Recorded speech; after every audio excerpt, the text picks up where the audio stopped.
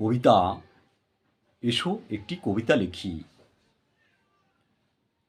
মানুষ, পশু পাখি, নদী নালা, পাহাড় পর্বত, প্রকৃতি সবাই আছি যেখানে। পরস্পরের মিলনে অতীত বর্তমান মিলিয়ে উজ্জ্বল ভবিষ্যতের শুভাগমনে। আপ্লুত হৃদয় নিয়ে যৌবনের সুনিপন চাহিদাগুলো আত্মীয়তায় ঘিরে, চৈত্রের বিষাদময় তাপ্তহ নির্ঘুম কালরাত্রি পেছনে ফেলে এগিয়ে যায় ধীরে ধীরে। এসো একটি কবিতা লিখি, যেখানে নারবে লুলুপ্ত হিংসুটে অহংকারী আর লুটেরা, নারবে পথ যশ আর খ্যাতি লোভী। অনাবিল আনন্দ আর সুখর মদিময় আঙ্গিনা, স্বপ্নের মতো রবে সকলই, রবে না অভাবী।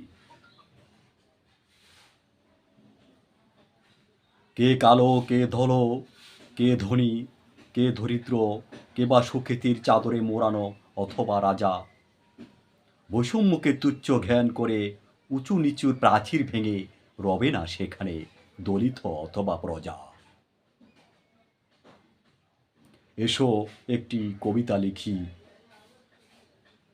নির্মল বাতাসে আলো ছায়ার খেলায় পাখিরা যেমনি কলরব করে সারাক্ষণ ঘুরে বেড়ায়। পাগল, সুবিধা বঞ্চিত, অশুভ খোর, নেশাদগ্ন মাতাল মলমপাটির মতো রবে না চেতনায়। গরিবের পেটে লাথি মারা অথবা আঙ্গুল ফুলে কলা গাছ হবে না কেউ, অথবা দেশদ্রোহী। স্বর্গের রক্ষীরা যেন অবাক হয়ে তাকিয়ে রয় এবং এই বাংলায় আসতে হতে চায় আগ্রহী।